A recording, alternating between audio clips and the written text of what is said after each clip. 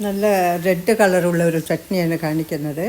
അതിന് വേണ്ടിയിട്ട് ടൊമാറ്റോ, ഓണിയൻസൊക്കെയാണ് ഉപയോഗിക്കുന്നത്. ഫസ്റ്റ് ഇത് ഉള്ളി, തക്കാളി, ഉഴുന്നും പരിപ്പ്, കടലപ്പരിപ്പ് ഇതൊക്കെ അളവ് കൊടുത്തിട്ടുണ്ട്. പിന്നെ മല്ലിൻ്റെ ഇല കുറച്ച്, പിന്നെ പുളി, കുറച്ച് തേങ്ങ, ഇതൊക്കെ റെഡ് ചില്ലി ഇതൊക്കെയാണ് ഉപയോഗിക്കുന്നത്.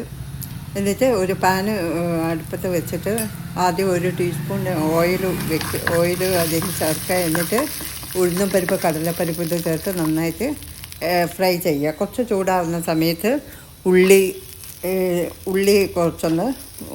കുറച്ച് ഉപ്പിടുക അതിൽ. എന്നിട്ട് ഒന്ന് വറുക്കുക. അപ്പോൾ അതിൻ്റെ കുറച്ച് വറുത്ത് കഴിയുമ്പോഴേക്ക് ടൊമാറ്റോ അതിലേക്ക് ചേർക്കുക. എന്നിട്ട് നന്നായിട്ട് ഇളക്കുക. അത് ഏകദേശം ഒന്ന് ഫ്രൈ ആവുന്ന സമയത്തേക്ക് തേങ്ങ അധികം വറുക്കണ്ട, ഒന്ന് ചൂടായാലും മതി.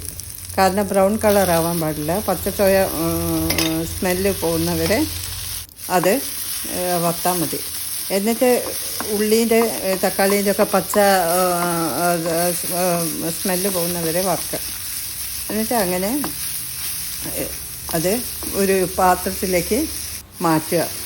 ഞാനിവിടെ 2 ടൈം വെച്ചിട്ട് വറുത്തെടുത്തതാണ്. കാരണം എന്താ വെച്ചാൽ പാന് ചെറുതായതുകൊണ്ട്. അപ്പോൾ എന്നിട്ട് ചൂടാറിയതിന് ശേഷം മിക്സിയിൽ ഉപയോഗിച്ചിട്ട് പുളിയൊക്കെ ചേർക്കണം. തക്കാളിക്ക് അധികം പുളി ഉണ്ടെങ്കിൽ പുളി കുറച്ചിട്ട് ഉപയോഗിച്ചാൽ മതി. നല്ല പഴുത്ത തക്കാളിയാണെങ്കിൽ, നല്ല പഴുത്ത റെഡായിട്ടുള്ള തക്കാളിയാണെങ്കിൽ നല്ല റെഡ് കളറായിട്ട് ചട്നി കിട്ടും. എന്നിട്ട് മിക്സിയിൽ നന്നായിട്ട് അരച്ചെടുത്തിട്ട് പേസ്റ്റ് രൂപത്തിലെടുക്കുക. എന്നിട്ട് വെള്ളം ആവശ്യത്തിന് നമ്മളുടെ ആവശ്യത്തിനനുസരിച്ച് ചേർത്താൽ മതി. അധികം ലൂസായിട്ട് വേണമെങ്കിൽ കുറച്ചധികം വെള്ളം ചേർക്കേണ്ടി വരും. ഇത് ദോശ, ഇഡ്ഡലി, ചോറ് ഇതിനൊക്കെ നല്ല ടേസ്റ്റാണ്. എളുപ്പത്തിൽ ഉണ്ടാക്കാൻ പറ്റും. നല്ല ടേസ്റ്റുള്ള റെഡ് ചട്നി.